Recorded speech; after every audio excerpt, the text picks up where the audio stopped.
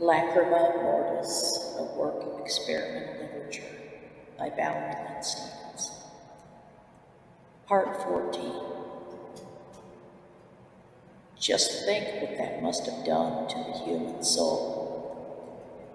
The forced labor of taking part in the crafting of one's own dehumanization and demise, or the sewing of one's own noose, or the digging of the pits which would entomb one's own funeral pyre, and the genocidal lynching of one's own kin. A labor camp, straight from the mouth of Satan himself. They were death camps, plain and simple. They had no intention of any survivors. But good thrives both despite and because of evil. As above, so below. There is only one sovereign, holy God. Now rewind.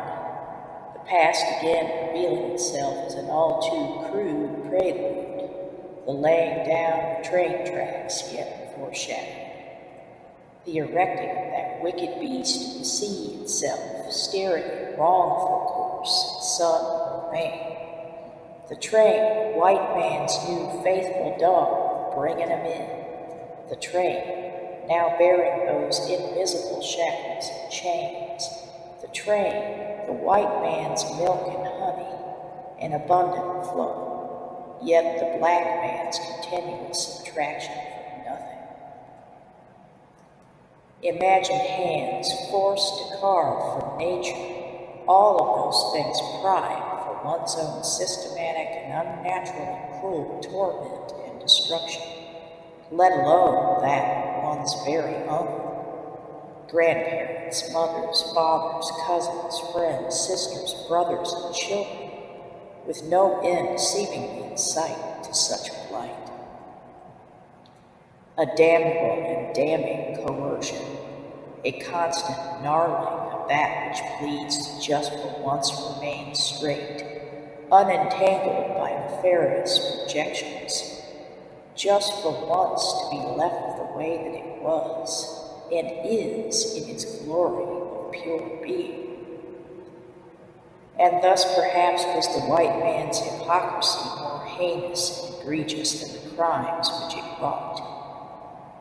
Yet the true casualties come from man's own war with himself, as it seems to always become so endlessly displaced upon that which reflects to the most mindless masses a feeble-minded gestalt of that darkness of night, which some kin to those possessed of lighter skin, though certainly not a light from within, in their vicious cycle of fear and shame, burden upon everyone but the ones guilty of the greater sin.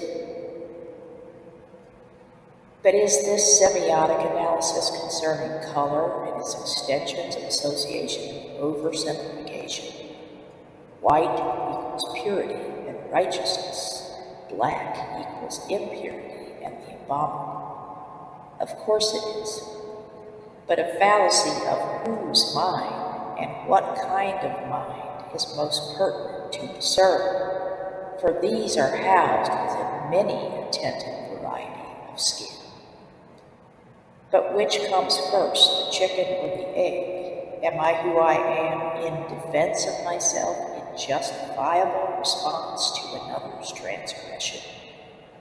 Or am I who I am in offense to a transgression merely anticipated, thus often falsely reiterated?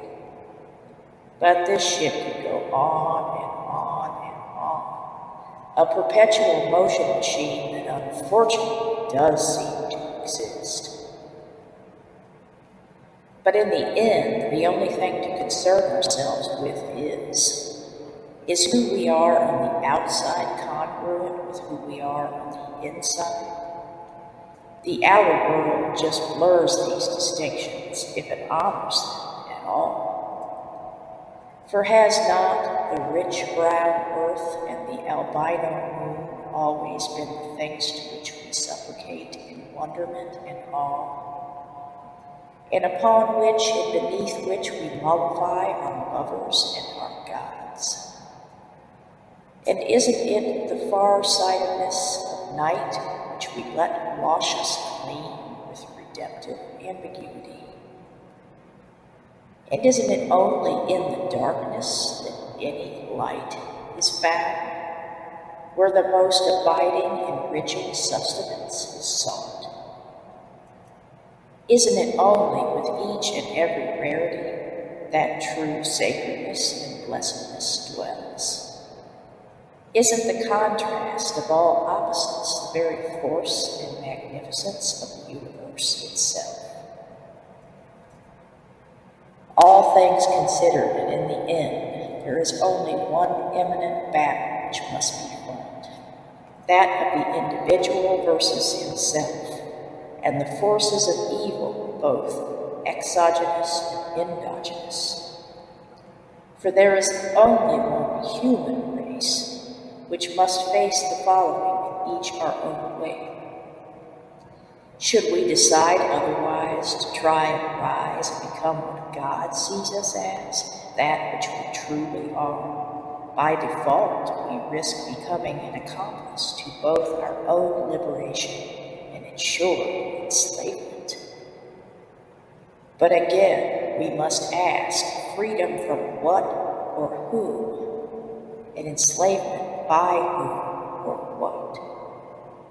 For there is much more bondage in freedom than there is freedom in bondage.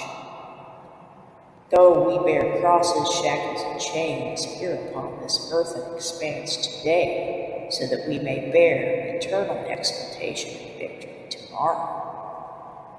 But freedom by nature is not meant to be a destination, rather a goal toward which we all must strive until we have earned that salvation eternal, the only abiding and actual freedom which ever existed to begin with.